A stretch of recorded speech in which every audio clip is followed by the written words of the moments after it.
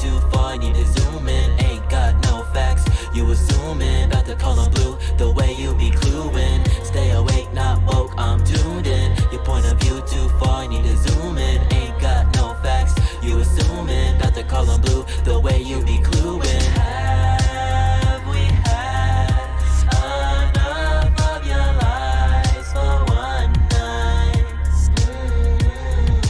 Have we felt enough of our pain to know it's real?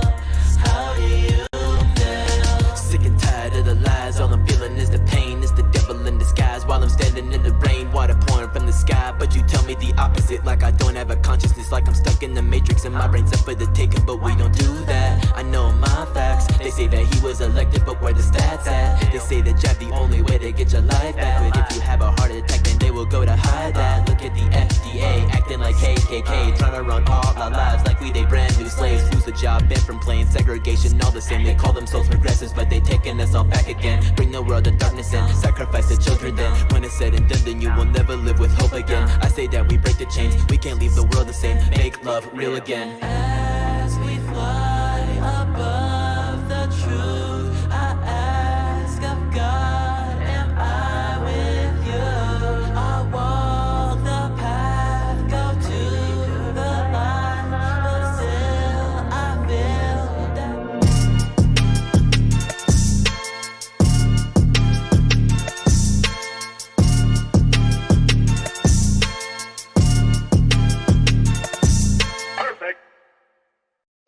Good afternoon, ladies and gentlemen, boys and girls, people of all ages from all across the world. You are now tuned into your favorite twice-weekly source for news, entertainment, politics, and your favorite international incident, the Chandler Brief, where the dress code is, of course, business casual. How is everybody doing? It is a nice Monday. It is May 23rd, 2022, and I'm ready to have a good time. How about you?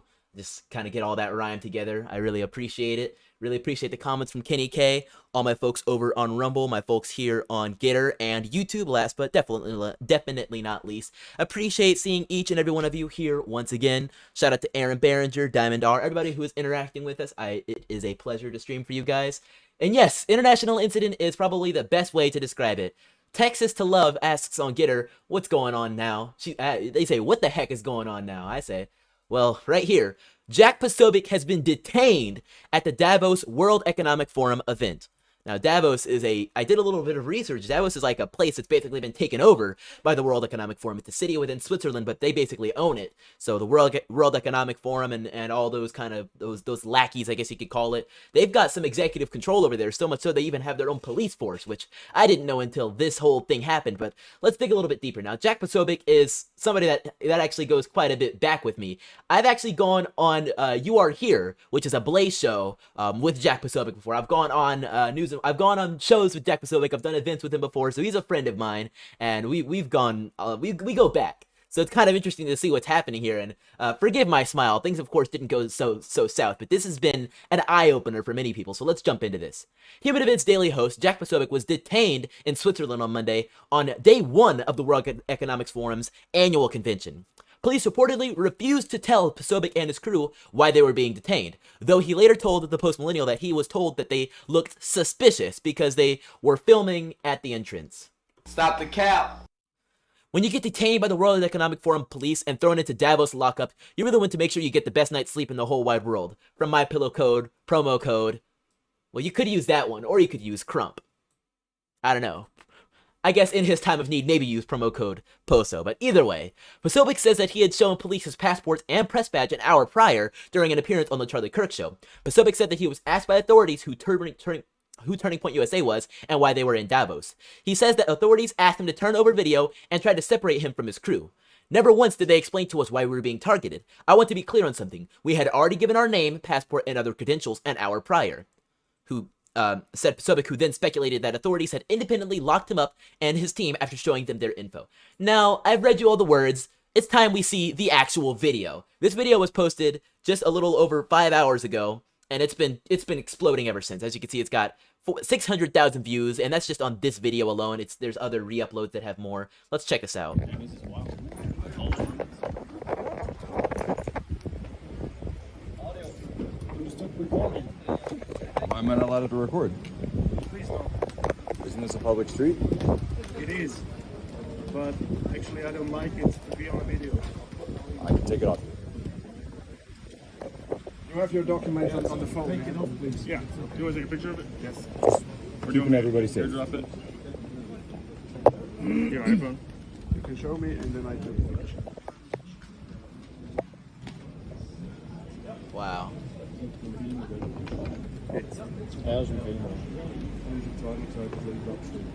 I'm sorry if the audio is a little bit low, the video isn't that loud, but basically they're asking for documents, they're taking things, they're interviewing him at the table, asking him some questions.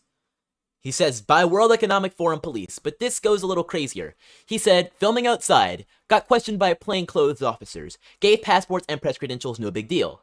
Later took break to charge equipment. World Economic Forum Stasi unit rolls up out of nowhere with MP5s drawn. Whole crew, including myself, frisked behind building. They left when Savannah Says, who's another journalist, showed up and started filming. And as you can see, if you take a look here, these guys have their guns out. Let me see if I can. So there's an MP5. It's a submachine gun. This guy obviously has his stuff in the background. There's other people as well. You can take a look and see how serious these dudes are for just Jack Posobiec, who I'm not saying he isn't a force to be reckoned with. He's definitely dangerous. But this guy is here in his journalistic capacity. He's covering this major thing, which, he's spoken a lot about the World Economic Forum in the past. He's doing what he does, and suddenly he's getting called out by the World Economic Forum. So here's Savannah Hernandez approaching. She says, earlier today, police officials working with the World Economic Forum detained and searched Jack Posobiec because they deemed him suspicious. Jack told me they kept him detained while pointing guns at him repeatedly for over an hour until I came and started reporting. They left shortly after I refused to leave and continued asking them questions and pressing them. All right, guys, so Jack Posobiec is currently being detained, and I'm being told by the Swiss officials here that I'm not allowed to record and that I need to delete the footage that I just got. However, I asked for the specific law pertaining to that, and nobody can tell me. She said she doesn't have a phone, which is why she can't tell me the law, but I have a phone, but nobody can tell me the specifics. So interesting what's happening here. So this is when they're recharging their equipment, getting a bite to eat for lunch. It's a normal thing for a journalist to do, especially during day one of a major conference. I've been to a few major conferences myself, and I'm no journalist, but even I've had to recharge my phone, recharge my camera, grab myself a bite to eat. And not once have I expected police officers to pull up and be like, "Hey, do you have your papers? Do you have a right to be here?" And so this is the World Economic Forum police appearing to either take these people in or be leaving. And as you can see here, you can even see some of Jack's family members. Like, that's his wife. I believe that's his brother right there. I've met them all. They're very kind people. Not a wrong bone in their body. They're all amazing people, really kind. All right.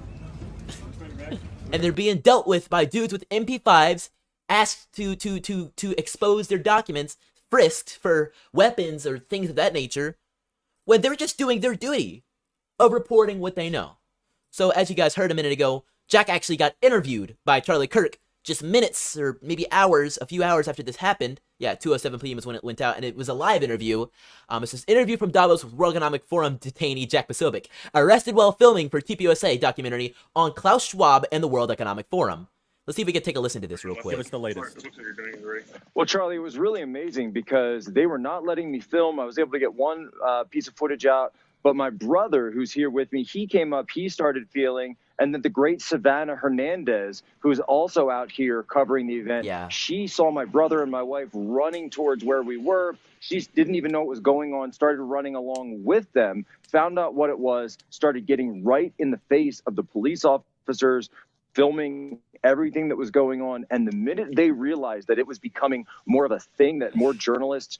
Well, I gotta show you what they set as this little thing down here. It says Jack Posobiec here. I'll fix it so you guys can see it a little bit better. It says Jack Posobiec detained right there, which I think is just absolutely hilarious that they set his title to that. We're starting to take attention to what's going on. They immediately ran back into their police vans and took off within like 30 seconds of her arriving. So Jack, this is incredible. But they said so clearly that you're not allowed to film, and it's like the more attention there was, they backed off. And explain to this more. This is the World Economic Forum police. They have their own police force. Like, what's going on here? What's going on in Davos? We'll touch on that in a second. Like a police state.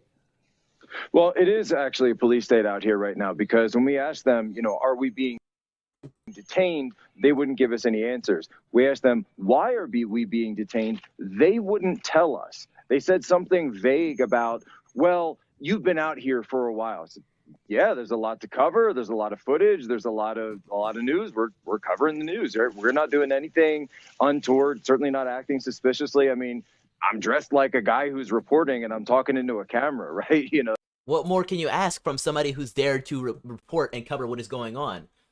I don't know. That's the question everybody's asking, but it seems like it's true. The World Economic Forum does, in fact, operate on their own sort of network. And I'm trying to find you this picture that I had saw earlier.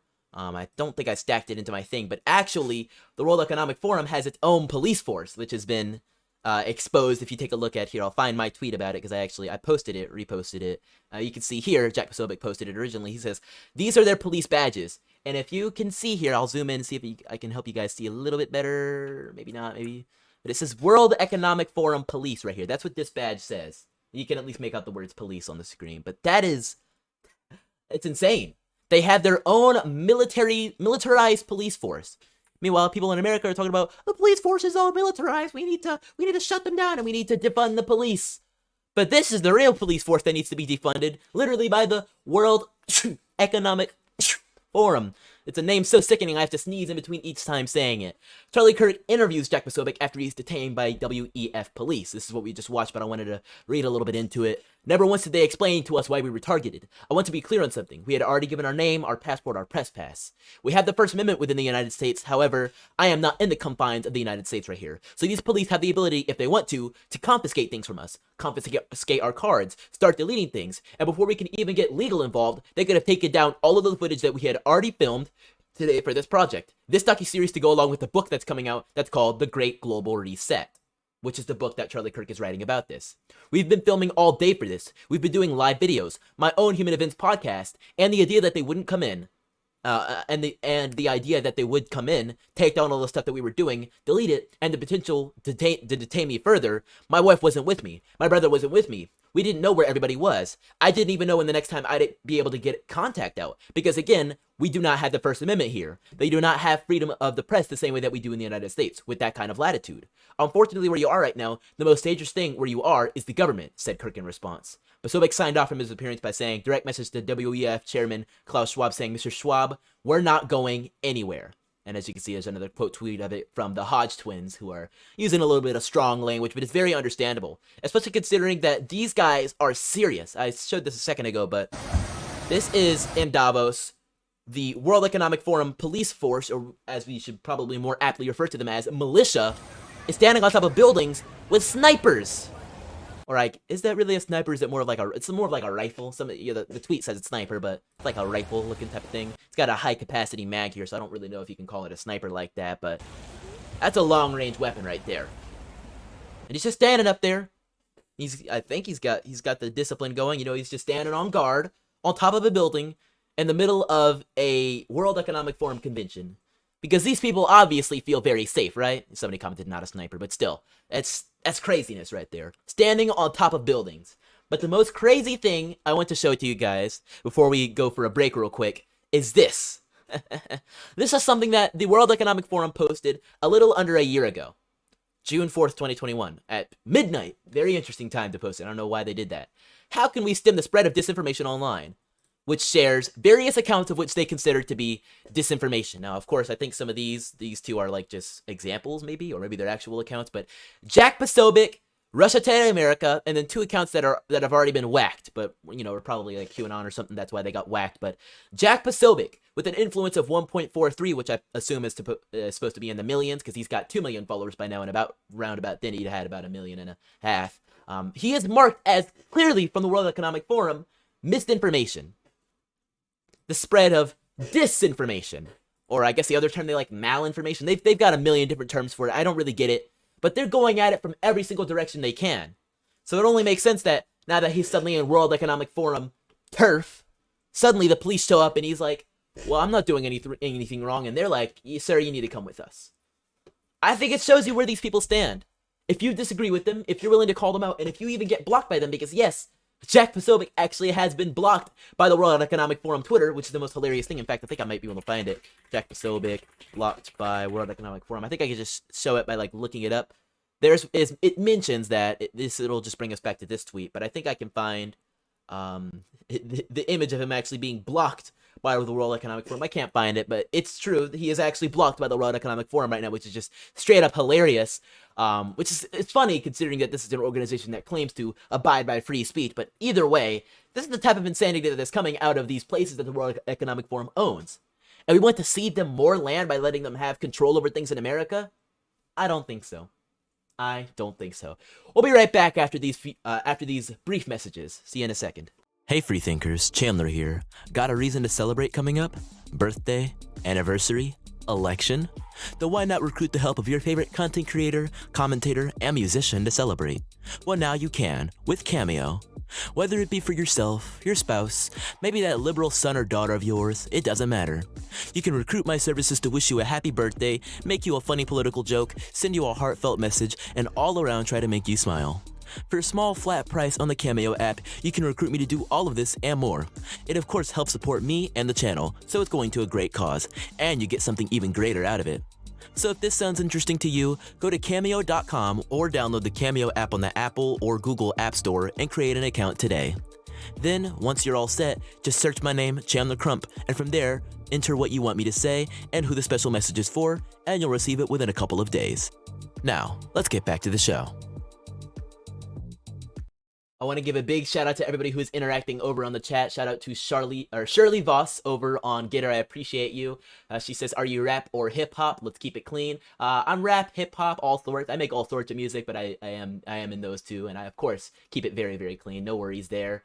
And then Boxed 7 here on Rumble says, "Those are some serious guns for simply seeming suspicious, right? It's like they expected some sort of fight, and I'm not saying that Jack Posobiec can't put up a fight. That man can put up a fight, but he's tough. But these people are serious." And then he also says they look like actual criminals, and I think you're referring to the World Economic Forum cops. I would 100% agree with you there. And then last but not least, he says, "I'm in business casual attire, by the way." I appreciate you matching up to the theme of the show. I appreciate it. Thank you so much. It's Australia Day every day. Says, "Now we have a left hard prime minister, a friend of Biden's. OMG, save us all." I think I heard about the elections in Australia, although I haven't paid too close of attention, but you might have to become my Australia correspondent there, Australia Day. Let me know what you think about all that. Also, are you Dare Dad? Are you Dare Dad, or is Dare Dad still on the other account? Are you a new Australian? I don't know. We have a resident Australian around here on this channel, but I haven't seen him under his normal name in a while. So let me know if that's you, or if you're a brand new Australian correspondent for me. But wow, thank you for the segue. Actually, speaking of Australian, the new Australian e-service commissioner, or I can't say she's new, but the e-safety, the term sounds new. E-safety, are you serious? But the commissioner for whatever e-safety is, Julie Grant, tells the World Economic Forum we need a recalibration of free speech. Nope. Let's check this out. Let's hear her out and see what she's got to say. We are finding ourselves in a place where we have increasing polarization everywhere, and everything feels binary when it doesn't need to be. So I think we're going to have to think about a recalibration of a whole range of human rights that are playing out online, from freedom of speech to the freedom to, to be free from online violence, or the right of data protection to the right to child dignity. We are finding ourselves in a place. So we need a recalibration of free speech. And of course, they're going to anchor on the arguments of, well, we can't have people talking about exploitation of children, and we can't have people talking about, directly hate speech or directly inciting violence against people, which is always how they start to march it forward. Which is, soon enough, they're going to march it all the way on to, well, you can't refer to somebody as the wrong gender. Speaking of that, I need to correct myself. Boxed7 just commented, "I am a she. My apologies." Thank you for that. Also, big thank you to Kenny K for re-upping on the donation. Big thank you to him. He says, keep it up. So big thank you to him. I'm going to add him back to the Hall of Heroes real quick. I also want to say sorry, Box7. I'm sorry for misgendering you. It is my most sincere apology. I mean it. I sound like I don't mean it, but I do mean it. I really do. No, but seriously, I hope you guys aren't legitimately offended. I know. Sometimes it's not easy to read gender through the internet. It's not an easy thing to do. But what is easy to do is to say to these people, no, as much as you want to recalibrate free speech, we're not doing that. Free speech is free speech. And even though wherever you guys are doing this one, which I believe is the World Economic Forum convention in Davos, because this video was posted today, which means it was part of this forum that's taking place today, or technically is it tomorrow over there? And it was earlier this morning, so today over there. Time zones are weird, but either way, very recently this took place, so it's during this current forum. You don't even have free speech where you're saying this at, so I don't know how you can even begin to speak on it when you don't really have it. If you're talking about America, well then you need to recalibrate yourself. That's what needs to be recalibrated. In all honesty, she's really showing us where these people stand, where these oligarchs, these tyrants, these people that want to take everything from you are at. Really are at. Unfortunately, though, that isn't all the World Economic Forum is going to be dishing to us. This is only the beginning of the conference, and I'm sure it's going to get so much worse. But to everybody who says we should be recalibrating free speech, I have one message for you. 'Cause I'm stupid. That's why you want to recalibrate free speech. 'Cause you're stupid. You can't handle it. You can't handle it. Australia Day says offense is taken, not given. That's a good one. That's a good one, Australia Day. But now, to move things back a little bit, it's closer to Australia, actually, just a couple hundred or maybe even 1,000 miles away, and Taiwan. It is a little far, but it's still not too far. U.S. military says it will defend Taiwan if it comes to that, which is what Biden says about the things happening over there with China and Taiwan, which is really interesting time to start talking about it. Biden said he would keep America's commitment to Taiwan if it faced a Ukraine situation. I don't know what that means, but Biden stated that the U.S. will send the military to defend Taiwan if the People's Republic of China were to invade the island nation. Very quickly, he didn't want to get involved in the Ukraine conflict militarily for obvious reasons. Are you willing to get involved militarily to defend Taiwan if it comes to that? Yes, Biden replied. You are? The reporter pressed. That's the commitment we made, the president said. A White House spokesperson told Fox News that the administration's policy has not changed. As the president said, our policy has not changed. He reiterated our one China policy and our commitment to peace and stability across the Taiwan Strait. He also reiterated our commitment under the Taiwan Relations Act to provide Taiwan with the military means to defend itself. The one China policy refers to the U.S. recognition as the People's Republic of China as the sole legal government in China, but only acknowledges without endorsing Beijing's claim that Taiwan is part of China. Chinese foreign minister spokesperson Wang Wenbin expressed strong dissatisfaction and resolute opposition to Biden's comments. China has no room for compromise or concessions on issues involving China's core interests, such as sovereignty and territorial integrity. Right. Russian President Vladimir Putin considers Ukraine a part of historic Russia, and Xi considers Taiwan a part of China. So I guess you can see the parallels there, but Aaron Barringer says White House later walked it back? No way, because the spokesperson said our policy has not changed. He said he would only send weapons. You've got to be joking. Is that true?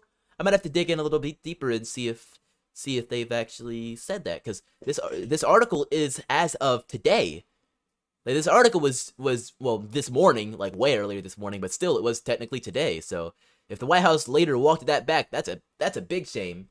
Yeah, everybody's saying they walked it. Yeah, Aaron and Australia Day is saying they walked it back. I appreciate y'all. Y'all are helping me out here with this correspondent work. I gotta hook y'all up. But hold up, is that true? Did they actually come back and say we're only gonna send weapons? Hold on. Biden, China, Taiwan. I'll just look up the words Biden, China, Taiwan. So CNN is saying militarily. Okay, this is 1 hour ago. Let's see if CNN.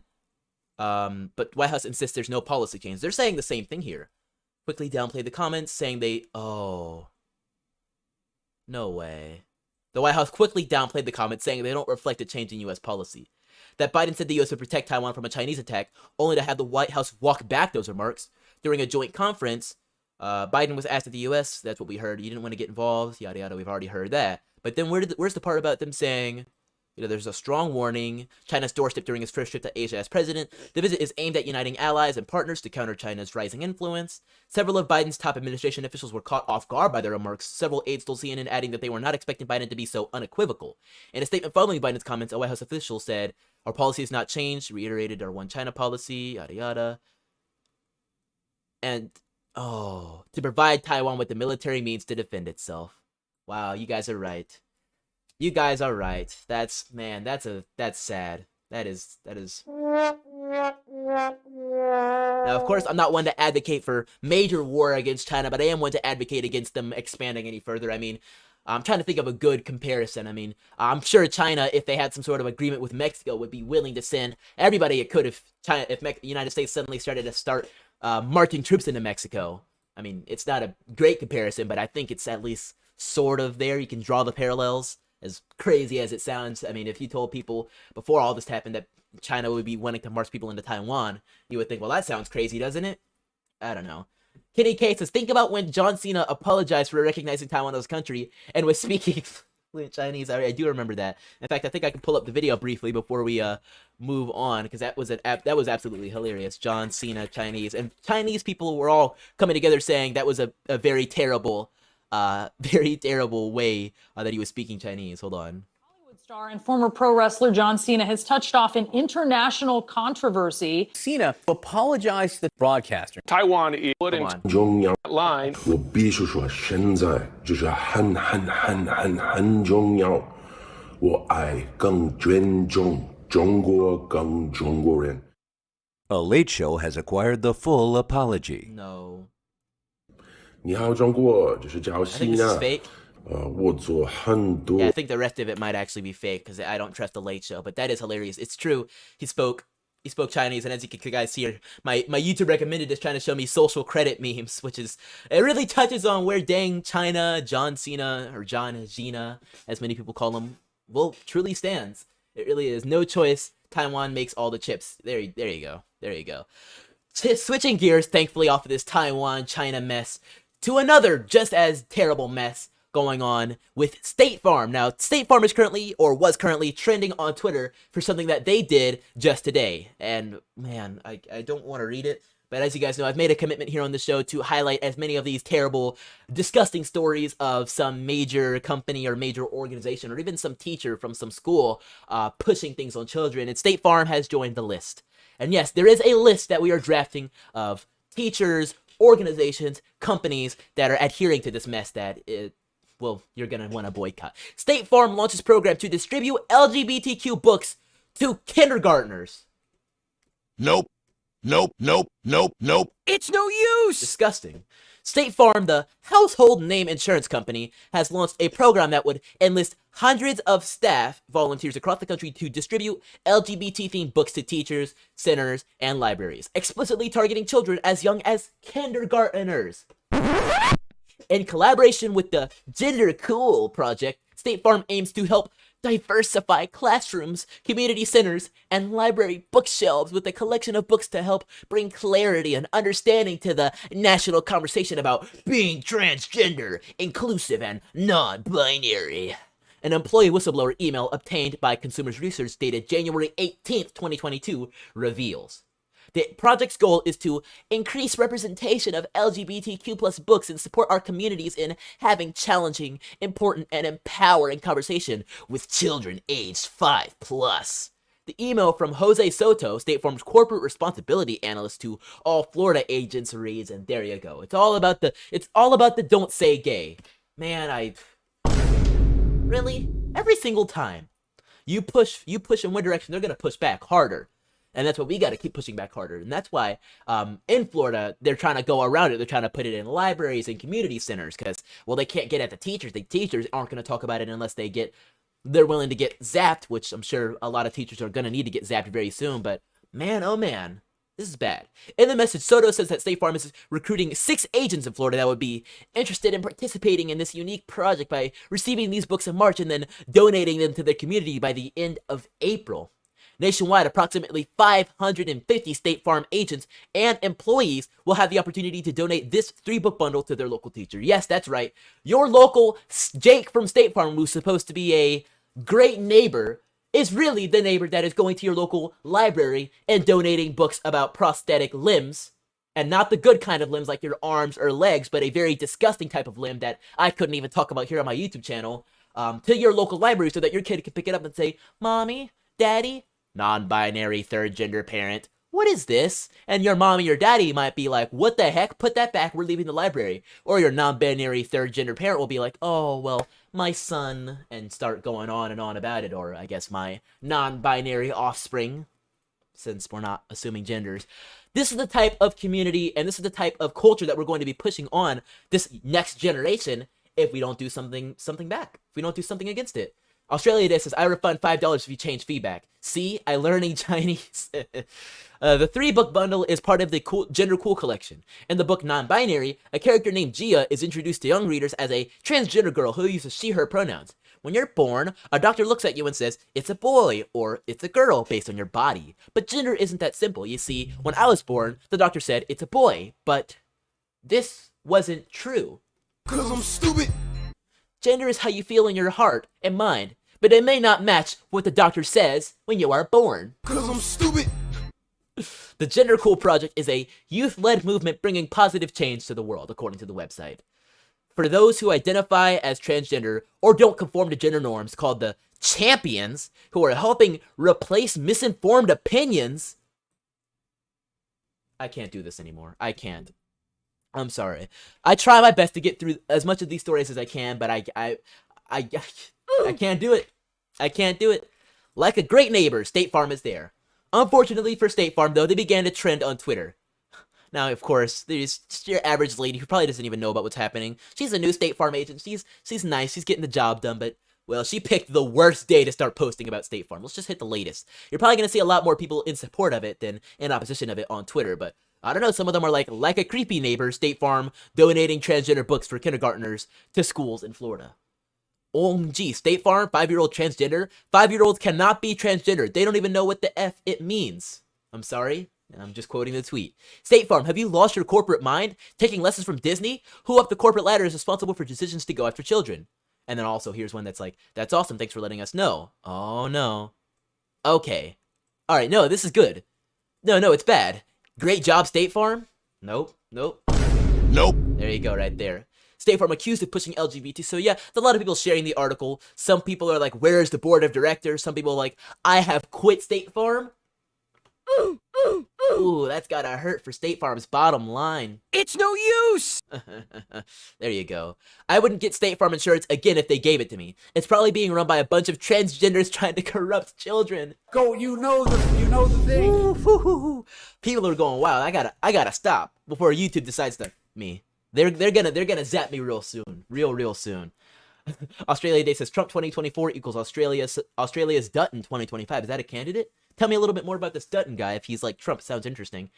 Aaron says it's Australia Day every day. I already know Japanese. There you go. The World Economic Forum is going to be very pleased with you, Aaron Barringer. You're a strapping young fellow who knows Japanese. Good for you, man. Really good for you. He's out there. But speaking of multiple languages and different countries, that's a weird segue. But this next story is, it's gonna be something. Box 7 Oberon Rumble says, children shouldn't be thinking about having preferences. They are children. Wow. I completely and totally agree, Box 7. I really do. I really do. I'll just call you Box from now on. I don't think we have any other Box 5, 1 through 6s to mention, so I'll just call you Box from now on. Anyways, this story is crazy. A 7-year-old boy from El Salvador puts on his life jacket to prepare to cross the dangerous Rio Grande River into the U.S. Sources tell me that 3 migrants have drowned since this morning around 7 a.m. Despite 42 ruling, thousands of migrants prepare to cross illegally. Let's hear from Jorge, who's a friend of mine who works with the Daily Caller. To migrant groups, some of them thinking that Title 42 was going to be lifted today, but now that they find out it's not, they say that they're going to cross anyway. We're actually here with a group of Hondurans and Salvadorians, young boys, young as 7 years old, putting on his life jacket. We're going to be crossing in later today. This is just the reality here on the ground. It's extremely dangerous. We were in that current and we almost got swept away. Today is the strongest that I've seen the current, so we'll see if this group makes it in. So you kind of just see the reality of them having to put their life jackets on. Before they cross, they have a little girl here who was young as 6. Yesterday we ran into a newborn young as 3 months old on the river. So we'll keep everyone updated from what we see here in Pedras Negras. This is so sad. It really is so sad. Now, actually, I saw this video of Jorge actually crossing the river just the other day. Groups of migrants starting to cross illegally into Eagle Pass this morning. State police attempted to apprehend the group before jumping the water. The water currents are the strongest I have seen since getting to Pedras Negras. Keep that low, but see here, there's the state police. And then just the other day, I believe there's people being crossed by boats, but then here's video of a woman crossing the river carrying her 3-year-old son. Now, me showing you guys these videos isn't to make you feel sympathetic for the immigrants, the illegal immigrants. Because I don't think you need to be sympathetic for these people. You already know their stories. They've been hammered into your mind over and over again by the media. Seeing this only shows you how dangerous perpetuating these ideas is getting for these people that want to come for a better life. They were being told by the president, you can come on in, we've got open borders. It's racist to close our borders, and trying to push things like Title 42, which is going to decriminalize the ability to cross the border and make it just as wide open as possible, even more than it already is. Because these people already go through so much when they come to detention centers and have to go through the entire process and end up having to either go back or go to other places, which is a sad story in and of itself. But even now, to these people who have to try to cross the river and are suffering, sometimes they aren't making it. People drowning, as much as 3 since this morning, and we don't know what's happened to this young boy since. If only there were a better way for this to go, or if only there were a way to block these people from even having the idea to come along, because they're like, oh, well, there's a big wall. I shouldn't even try because I won't be able to get over. I could be in trouble. Because they're going to be in trouble regardless. But one trouble is sinking into the river and not being able to finish it, being potentially drowning. And the other is having to deal with another country and maybe finding your way to another place to seek asylum. I definitely understand the struggle, and I agree that they should take every route they can to get away from this trouble. But I don't think that going through this type of danger is the right move. And I don't believe that America is the right place to take these people in. But unfortunately, on this one, I might actually agree with Democrat gubernatorial candidate in Georgia, Stacey Abrams, who is running for governor of Georgia and says Georgia is the worst state in the country to live in, despite the fact that Georgia is something like 4th or 5th for illegal immigrants that are taking refuge because they've been shipped all across the nation, and have especially been shipped to Georgia because they definitely want to flip that electorate and allow these people to vote for some reason, despite the fact they're not citizens. Doesn't make sense. But here's her saying Georgia is the worst state. Really? I am tired of hearing about being the best state in the country to do business when we are the worst state in the country to live. And people are clapping for that. Now, I don't know if it's actually Georgians clapping for that, but I think it really does show you what these Democrats truly think of Georgia. As much as they want to say, we're fighting for your rights, we're fighting for your ability to vote, your right to vote, we want to defend and fight against voter suppression, or whatever they come up with every which way, every day. These people don't actually appreciate you. They don't think that you working your job, you making your state and your family the best place and the best family in the union is worth anything, because they say it's the worst place to live. Well, I've lived in Georgia all my life, and I could say it's one of the best places to live. I'm not trying to make this the Georgia broadcast, but I can say with certainty that Stacey Abrams is not the right one for Georgia. And with primaries coming up just tomorrow in Georgia, I think we're going to be seeing a whole lot more very soon. Primary season is rampant in America, with Republicans being primaried left and right, and I mean various Democrats being primaried as well, but that's not the story we care about. Big ones that we may have supported, like Madison Cawthorn being thrown out the window by, I don't know, the establishment and things of that nature.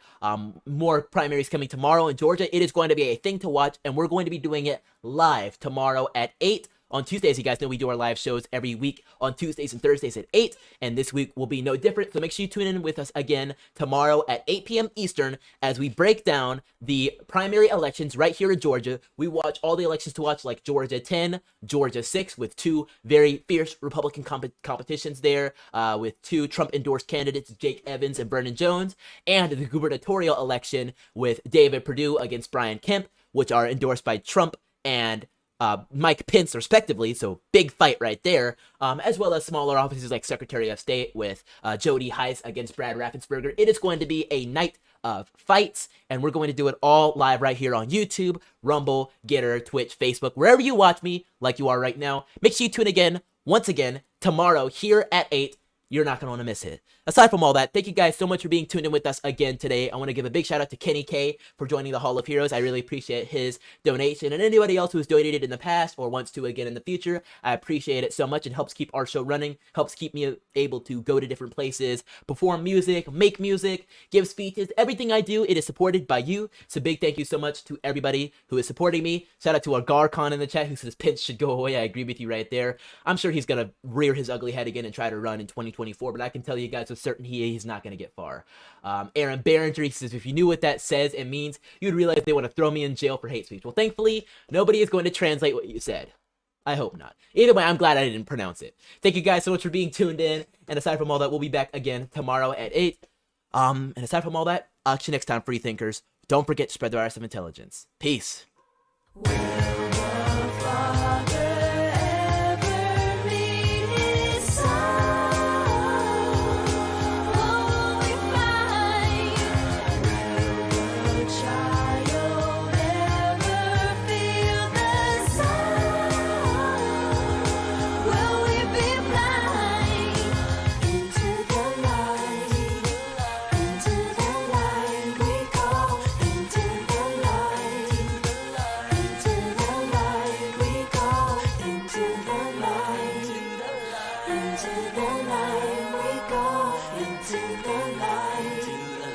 Into the light we